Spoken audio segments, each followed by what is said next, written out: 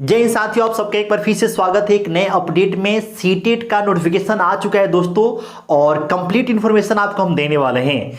सबसे बड़ा सवाल आपके मन में होगा कि इस बार जो बीपीएससी बिहार में जो बीपीएससी शिक्षक 2.0 की वैकेंसी आई हुई है, तो क्या इस वैकेंसी के लिए आप अगर इस बार सीटेट में अपीयर होते हैं तो क्या आपको मौका मिलेगा? आप अगर सीटेट क्लियर कर लेते हैं, पेपर 2 क्लियर कर लेते हैं, तो क्या आपको चांस बनता है? सबसे बड़ा सवाल आपके मन में यही होगा। तो आपको हम कंप्लीट जो भी पॉसिबिलिटी हो सकती है सब पर हम लोग डिस्कशन करेंगे और आपको हम बताने वाला है बेसिक सी जानकारी पहले कि कब इसका जो है एग्जाम होने वाला है, कब से इसका फॉर्म भरा जाना स्टार्ट हो जाएगा और कब फॉर्म भरने का लास्ट डेट है। और सवाल ये भी होगा कि फॉर्म भरने के बाद से जो आपका एग्जाम होगा वो ऑनलाइन एग्जाम होने वाला है या फिर ऑफलाइन एग्जाम होने वाला है। साथ ही आपको हम ये भी बताते चलेंगे कि जो पेपर 1 और पेपर 2 जो होगा उसमें क्या क्या सब्जेक्ट आपसे पूछे जाते हैं, कितने नंबर्स के होते हैं और उसमें निगेटिव होता है कि नहीं होता है। सारे पॉइंट्स का यहां पर हम लोग एक एक करके डिस्कशन करेंगे। तो आप अगर चैनल पर नए हैं तो सब्सक्राइब करके जरूर बेल आइकन दबा लीजिएगा। आइए शानदार से सेशन को शुरू करते हैं। देखिए दोस्तों, सीटेट नवंबर 2023-24 इसकी प्रक्रिया आपको 2024 तक मतलब कि जनवरी तक आपको चलने वाली है। उसके बाद से रिजल्ट वगैरह आ जाएगा। तो सीटेट आपको जो है साल में 2 बार होता है, 2 बार आपको जो है कंडक्ट होता है। ये पात्रता परीक्षा है, आपको जानकारी तो होगा ही। तो आ चुका है इसका नोटिफिकेशन और जो आप ऑफिशियल नोटिफिकेशन देखेंगे ना तो उसमें आपका 2 नवंबर का डेट दिखाया जा रहा है नोटिफिकेशन के रिगार्डिंग। लेकिन आप यहां पर फॉर्म अप्लाई करने की जो डेट की बात करें, फॉर्म अप्लाई की जो डेट है वो 3 नवंबर यानी कि 3 नवंबर से फॉर्म फिलअप होना शुरू हो जाएगा। फॉर्म भरने का जो आखिरी डेट है वो है 23 नवंबर 2023।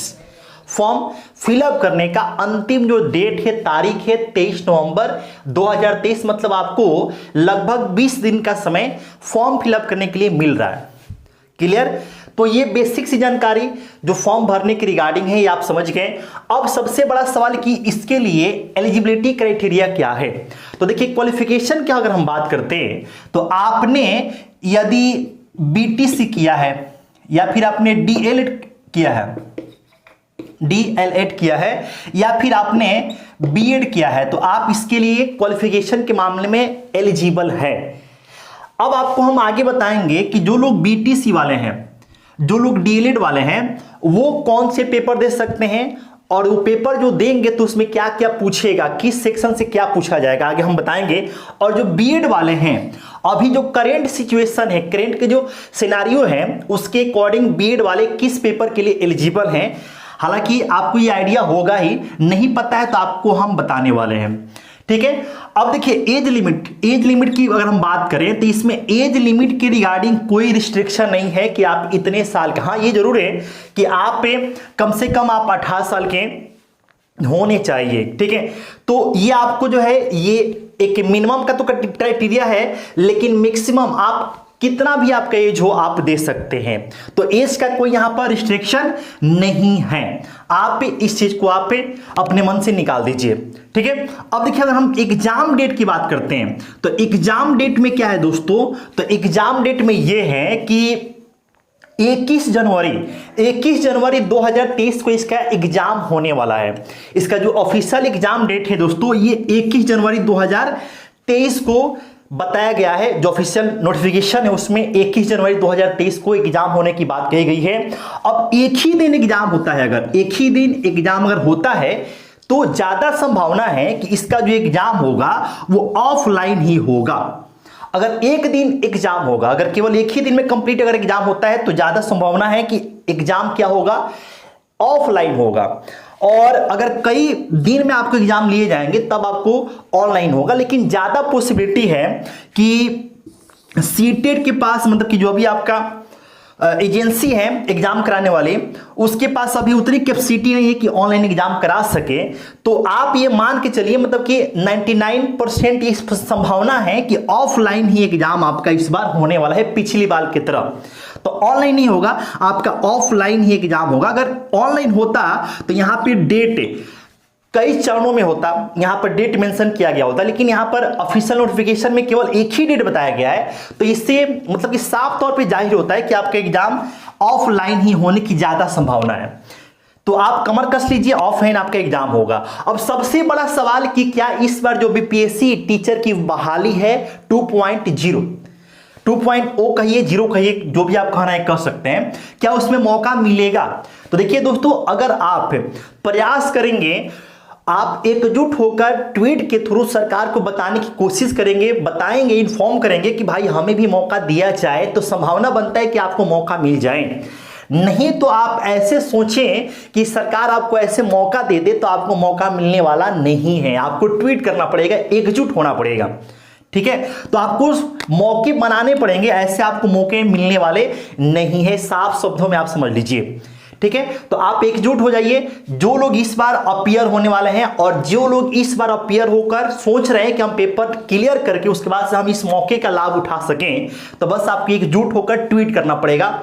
और वैसे भी बिहार में चुनाव है, इलेक्शन है, तो सरकार की ऐसी भी मजबूरी है, वोट बैंक बनाना है, तो आपको लोगों की बात, जनता की बात सुननी पड़ेगी। तो आप अगर एकजुट होके आप अगर सरकार को बताते हैं, आप अपने पक्ष को रखते हैं, तो आपको ज्यादा संभावना है कि आपकी बात को मान ली जाएगी।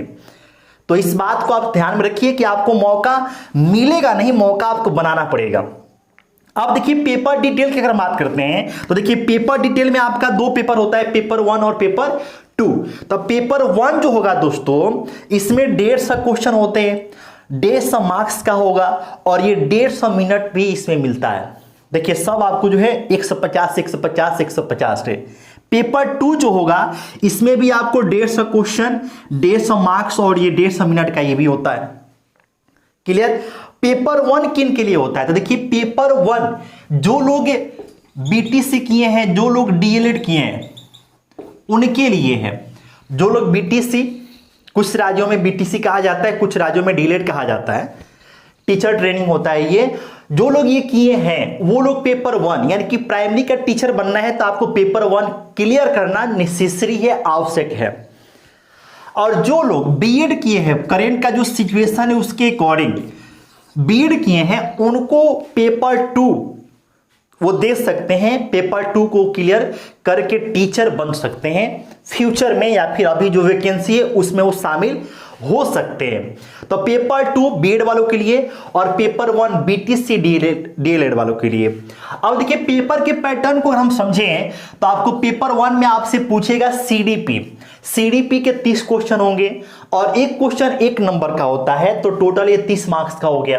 पूछेगा ईवीएस 30 क्वेश्चन 30 नंबर का, मैथ्स 30 क्वेश्चन 30 मार्क्स का रहेगा। लैंग्वेज में लैंग्वेज 2 रहेगा, 2 लैंग्वेज आपका होता है, 2 लैंग्वेज आपको चुनना होता है। तो अब उसमें पहला लैंग्वेज आप कौन सा चुने? तो पहला लैंग्वेज देखिए संस्कृत, हिंदी, उर्दू, जो भी आपको है आप अपने आप में कंफर्टेबल फील करें, उसी को आप पहले लैंग्वेज के तौर पर आप चूज करेंगे, जिसमें आपकी पकड़ अच्छी हो, जिसमें आपको लगे कि हाँ इसमें मेरा कॉन्फिडेंस बढ़िया है, बेहतर है, तो आप उसको लैंग्वेज फर्स्ट के रूप में आप चूज कीजिएगा। और जिसमें थोड़ा सा पहले की अपेक्षा थोड़ा सा आपको उतना कॉन्फिडेंस ना रहे, उसको आप सेकेंड पेपर के रूप में लेते हैं, तो आपको अच्छा रहता है, पेपर क्लियर करने में आपको ज्यादा परेशानी नहीं होती है। तो लैंग्वेज के चुनाव में भी आपको ध्यान रखना होता है ना, तो आपको जो है इसके चलते भी कई बार आपका रिजल्ट रुक जाता है, आप फेल कर जाते हैं, क्लियर पेपर नहीं हो पाता है। तो आप इस बात का ध्यान रखेंगे, लैंग्वेज आपको फर्स्ट में उसी को चूज करना है जिस पर आपको पकड़ अच्छी बन सकती है, या फिर आपको लगता है कि हाँ इसमें हम अच्छा कर सकते हैं। 30 क्वेश्चन रहेगा, लैंग्वेज फर्स्ट का भी 30 नंबर का रहेगा, लैंग्वेज सेकेंड का भी 30 क्वेश्चन 30 मार्क्स का रहने वाला है। तो टोटल आपको देखिए 150 क्वेश्चन हो गए और 150 मार्क्स का आपका ये पेपर हो गया। अब सबसे बड़ा सवाल कि इसमें निगेटिव होगा कि नहीं होगा। तो देखिए दोस्तों यहाँ पे निगेटिव नहीं होता है, निगेटिव आपको नहीं है, आपको निगेटिव नहीं रहेगा। आपको 150 मिनट मिलेंगे, मतलब कि 2.5 घंटे का समय मिलेगा और आपको 150 क्वेश्चन है, 150 मार्क्स का आपका पेपर होने वाला है। पेपर 1 की हम बात कर लिए, क्लियर। अब हम पेपर 2 की बात करते हैं। तो पेपर 2 कौन दे सकते हैं? तो जो लोग बीएड किए हुए हैं, इसमें आपसे 2 सेक्शन हो जाते हैं, 2 सेक्शन, एक साइंस वालों का और एक होता है आर्ट्स वालों का। तो साइंस वाले हों या फिर आर्ट्स वाले हों, 90 नंबर तो सबके लिए कॉमन होता है।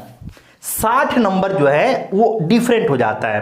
तो देखिए 90 नंबर में सीडीपी सबके लिए तो सेम ही होगा, 30 क्वेश्चन 30 नंबर का रहेगा। लैंग्वेज में लैंग्वेज 1 और लैंग्वेज 2 आपको लेना होगा।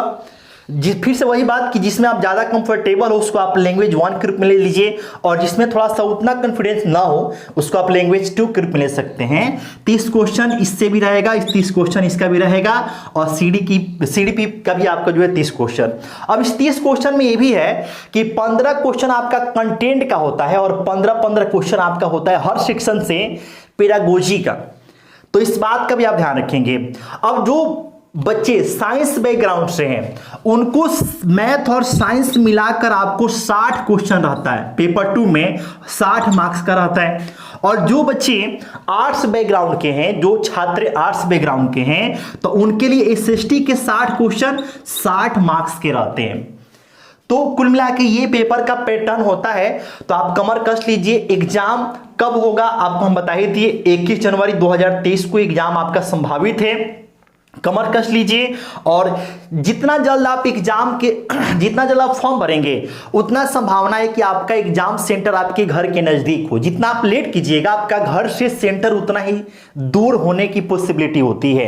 तो आप ज्यादा विलंब ना करते हुए आप जितना जल्द हो सके फॉर्म को फिलअप कर दीजिए और तैयारी करना शुरू कर दीजिए। एकजुट होकर बिहार शिक्षक भर्ती जो इस बार बीपीएससी 2.0 की वैकेंसी आई हुई है उसके लिए ट्वीट कीजिए, मौका आपको जरूर मिलेगा। इलेक्शन है, इलेक्शन का फायदा आप उठाइए। सरकार भी, नेता लोग भी फायदा उठाते हैं, आप भी फायदा उठा सकते हैं। अच्छा मौका है तो आप ट्वीट कीजिए, चांस आपको जरूर मिलेगा।